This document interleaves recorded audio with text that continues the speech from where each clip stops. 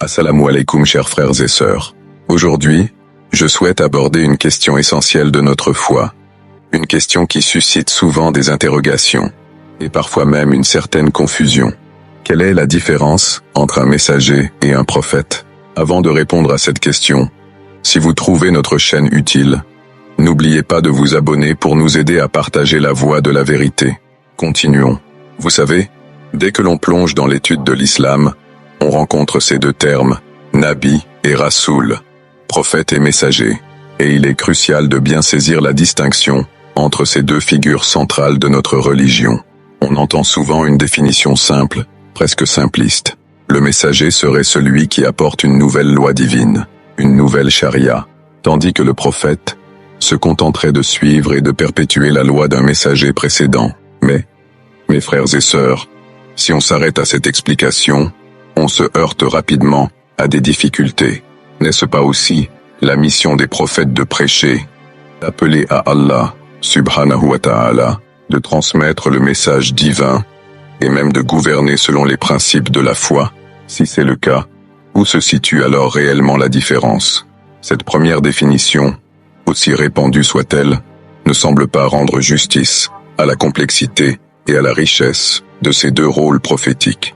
Alors, où est la vérité? Quel éclairage la science islamique, le fiqh, nous apporte-t-elle sur cette question délicate? C'est là que la sagesse des savants, des érudits de notre religion, vient nous éclairer. Parmi eux, un nom qui résonne avec force, celui de Cheikh al-Islam Ibn Taymiyyah. Il a apporté une perspective, une analyse, qui, à mon sens, est beaucoup plus précise et cohérente avec l'ensemble des textes islamiques. Ibn Taymiyyah nous dit, et je cite ses paroles, « Ce qui est correct, c'est que le messager est celui qui a été envoyé à des gens mécréants, et le prophète est celui qui a été envoyé à des gens croyant à une loi apportée par un prophète antérieur, pour les instruire et les gouverner. » Méditons un instant sur cette définition. Elle est subtile, mais ô combien éclairante. Selon Ibn Taymiyyah, la distinction fondamentale ne réside pas dans l'apport d'une nouvelle loi ou non, mais plutôt dans le contexte de la mission. Le messager, le Rasoul, est envoyé à un peuple qui rejette Allah subhanahu wa ta'ala, à des mécréants, à des gens qui s'opposent fondamentalement au message divin.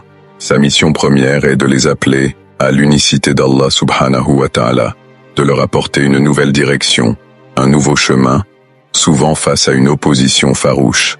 Le prophète, quant à lui, le Nabi, est envoyé à un peuple qui croit déjà, à une communauté de croyants qui suit déjà une loi divine révélée à un messager antérieur.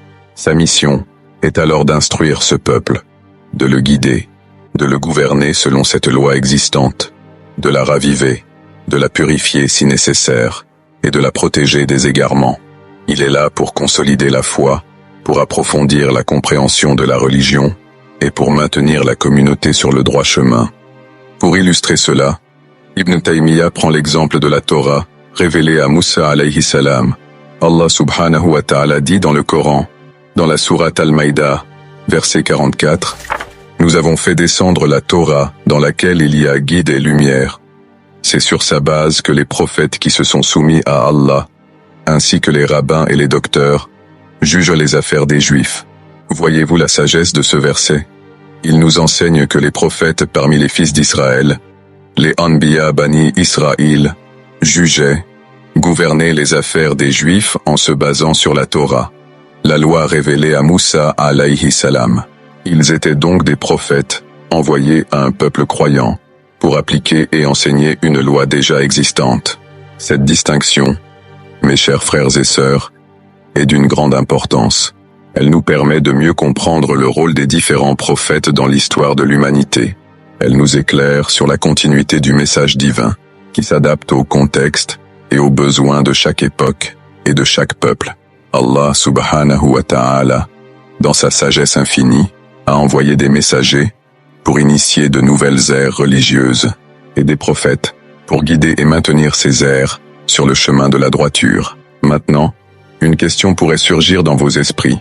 Si le prophète Muhammad sallallahu alayhi wa sallam est appelé le sceau des prophètes, pourquoi le Coran utilise-t-il le terme prophète et non messager? Allah subhanahu wa ta'ala dit, Muhammad n'a jamais été le père de l'un de vos hommes, mais il est le messager d'Allah et le sceau des prophètes. La réponse à cette question est aussi pleine de sagesse. Être le sceau des messagers n'impliquerait pas nécessairement d'être le sceau des prophètes, mais être le sceau des prophètes englobe et implique d'être également le sceau des messagers. C'est la raison pour laquelle notre prophète bien-aimé sallallahu alayhi wa sallam a dit « Il n'y a de prophète après moi ». Hadith rapporté par Bukhari et Muslim, entre autres collections, sans préciser « Il n'y a pas de messager après moi ». Par sa prophétie finale, il scelle à la fois la prophétie et la messagerie.